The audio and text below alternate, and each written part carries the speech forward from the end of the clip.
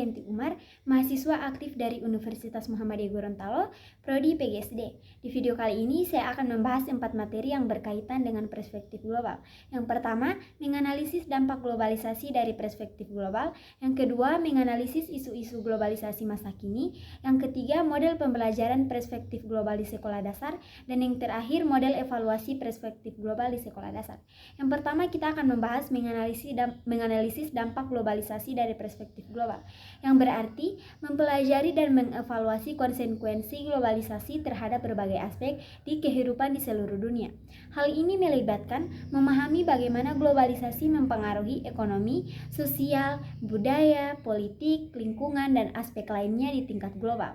Faktor-faktor yang mendorong globalisasi yaitu yang pertama, kemajuan teknologi, liberalisasi perdagangan, perkembangan organisasi internasional, dan selanjutnya tantangan dalam globalisasi yang dapat bervariasi tergantung pada perspektif yang digunakan. Berikut adalah beberapa tantangan umum yang sering dikaitkan dengan globalisasi yaitu ketimpangan ekonomi, persaingan global, kerusakan lingkungan, dan ketidaksetaraan sosial serta tantangan politik. Kemudian, penting untuk mengambil langkah-langkah yang bijaksana dan berkelanjutan dalam menghadapi globalisasi. Negara-negara dan masyarakat harus memanfaatkan peluang yang ada sambil memperhatikan dampak sosial, ekonomi, dan lingkungan yang mungkin timbul. Contoh nyata dari analisis dampak globalisasi secara global dapat ditemukan dalam industri teknologi. Perusahaan teknologi besar seperti Google, Apple, atau Samsung memiliki dampak global yang signifikan. Dari segi positif, mereka menciptakan lapangan pekerjaan, mendukung pertumbuhan ekonomi di berbagai negara, dan memfasilitasi pertukaran teknologi. Namun, dari sisi negatif, terdapat kekhawatiran terkait dominasi perusahaan-perusahaan besar yang dapat merugikan persaingan lokal, serta isu-isu terkait privasi dan keamanan data yang melibatkan pengguna global. Analisis globalisasi dalam konteks ini memerlukan pertimbangan multidimensi untuk memahami konsekuensi positif dan negatifnya. Selanjutnya ada menganalisis isu-isu globalisasi di masa kini. Ada berbagai isu global mengenai lingkungan hidup, beberapa di antaranya adalah polusi udara yang diakibatkan oleh kendaraan bermotor. Hal ini merupakan sumber utama pencemaran udara yang menyebabkan polusi udara.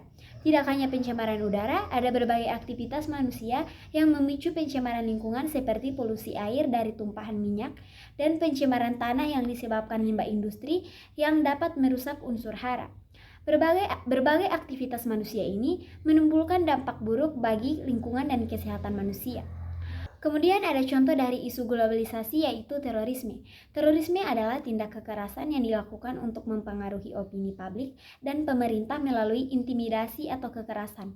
Biasanya dengan tujuan politik atau ideologis. Terorisme dapat dilakukan oleh individu, kelompok, atau organisasi dan dapat memiliki dampak yang sangat merugikan bagi keamanan, stabilitas, dan kedamaian dunia. Tindakan ini juga diperkuat dengan maraknya paham radakilisme yang berkembang yang tidak menerima perbedaan, baik itu agama, ekonomi, dan juga politik. Di negara kawasan Amerika misalnya, kartel narkoba yang terus melakukan teror kepada masyarakat dan petugas agar dapat melancarkan aksinya mengedarkan narkoba. Sementara di Jepang dikenal dengan Yakuza dan di Italia ada mafia. Organisasi-organisasi tersebut ditakuti oleh masyarakat karena melakukan aksi teror untuk kegiatan bisnis ilegal. Sementara di belahan bumi lainnya, kita pasti pernah mendengar kelompok ISIS yang aktif mempublikasikan aksinya mengeksekusi korban-korbannya. Kemudian ada model pembelajaran perspektif global di sekolah dasar. Model pembelajaran perspektif global di sekolah dasar adalah menciptakan lingkungan pendidikan yang mendukung pemahaman siswa tentang dinamika dunia secara luas dengan menanamkan nilai-nilai kewarganegaraan, kerjasama lintas budaya, dan pemahaman isu-isu global. Model ini bertujuan untuk membekali siswa dengan keterampilan dan pengetahuan yang relevan dalam menghadapi tantangan masa depan. Melalui integrasi bahasa asing, teknologi, dan kolaborasi internasional, siswa diharapkan dapat menjadi warga global yang sadar, responsif, dan berkontribusi positif dalam skala global. Dengan demikian, model ini tidak hanya memberikan landasan akademis, tetapi juga membentuk karakter siswa untuk menjadi bagian yang aktif dan peduli dalam masyarakat global. Model pembelajaran perspektif global di sekolah dasar memiliki manfaat yang signifikan dalam membantu siswa memahami isu-isu global, menghargai keberagaman budaya, dan mengembangkan keterampilan berpikir kritis yang diperlukan untuk sukses di dunia yang semakin terhubung. Sebagai contoh nyata, guru dapat mengorganisir proyek kolaboratif antar kelas atau sekolah untuk memahamkan siswa terhadap beragam budaya, tradisi, dan tantangan global. Misalnya proyek bertema global seperti pertukaran budaya, di mana siswa berbagi informasi tentang kehidupan sehari-hari mereka melalui surat atau presentasi virtual dengan siswa di negara lain dapat memperluas pemahaman mereka tentang dunia. Kemudian ada model evaluasi perspektif global di sekolah dasar. Model evaluasi perspektif global di sekolah dasar adalah pentingnya melibatkan pandangan luas dan holistik dalam menilai kemajuan siswa.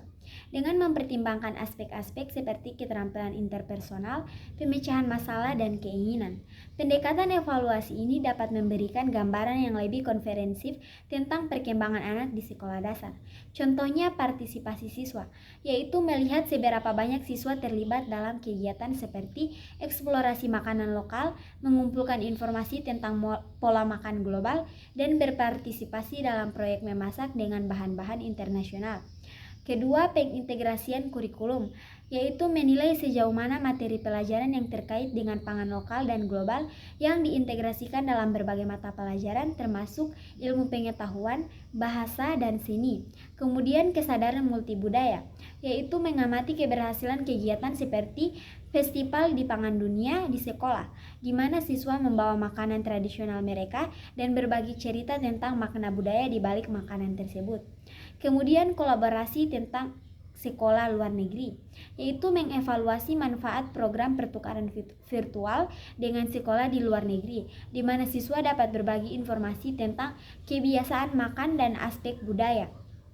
Kemudian pemanfaatan teknologi, yaitu memeriksa penggunaan teknologi untuk terlibat dalam proyek kolaboratif dengan siswa dari berbagai negara, seperti melalui video konferensi atau platform pembelajaran online. Kemudian ada evaluasi keterampilan soft skills, mengamati perkembangan keterampilan seperti bekerja sama dengan kelompok, berkomunikasi efektif, dan menghargai perspektif berbeda melalui proyek pangan lokal dan global.